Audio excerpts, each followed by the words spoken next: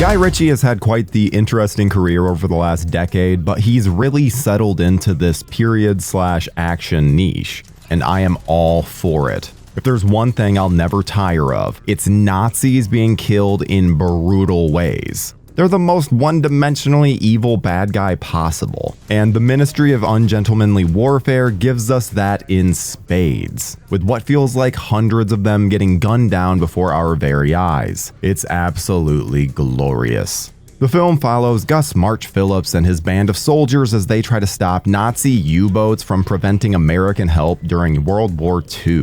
While this is proudly proclaimed to be based on a true story, it's hard not to question just how loose the truth may be. Because there are more unbelievable moments of badassery that it's hard to see them as all factual. But if there's anything I've learned about life, it's that some of the most insane things can be true. And the Ministry of Ungentlemanly Warfare strikes the perfect tone between whimsical and grounded. I've always felt that Henry Cavill is far more charismatic than the roles that he tends to take on would have you believe. So I'm glad to say that Cavill finally seems to have a part that takes advantage of his natural charm. Gus March Phillips has just the right amount of bravado and skill to back it up, that he's constantly demanding of your attention. From Henry Golding to Alex Pettyfer, each character has their own set of skills. Their distinct personalities prevent them from simply being action movie set dressing, even if their roles can fall into a more stereotypical label. But in a film full of great characters, the real highlight is Alan Ritchson's Anders Lassen. His enthusiasm is infectious and his machismo is unmatched.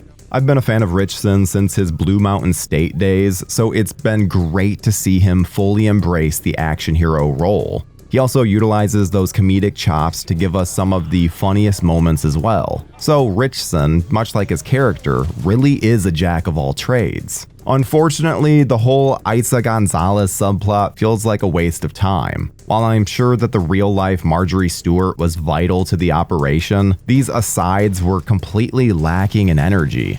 It really felt like the film screeched to a halt whenever focusing on Gonzalez. And it's not even the fault of the actress, it's more the subplot that just fails to excite.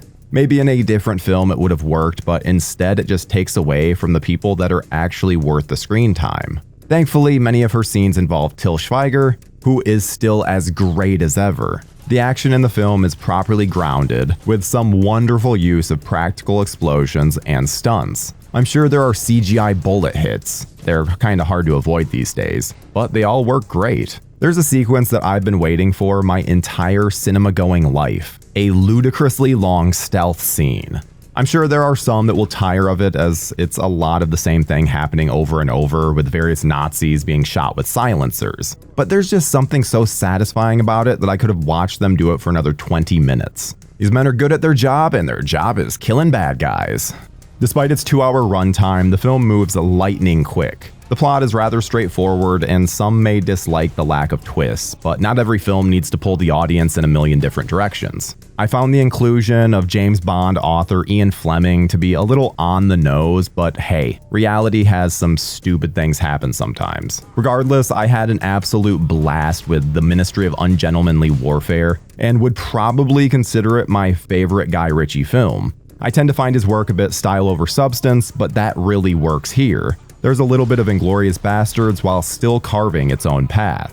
Here's hoping that we get a sequel and that this isn't our last time with this band of misfits. Which is why I'm giving the Ministry of Ungentlemanly Warfare an 8 out of 10. There were 2 more around the other side. Where are they now? Same place as these 2. Nazi heaven.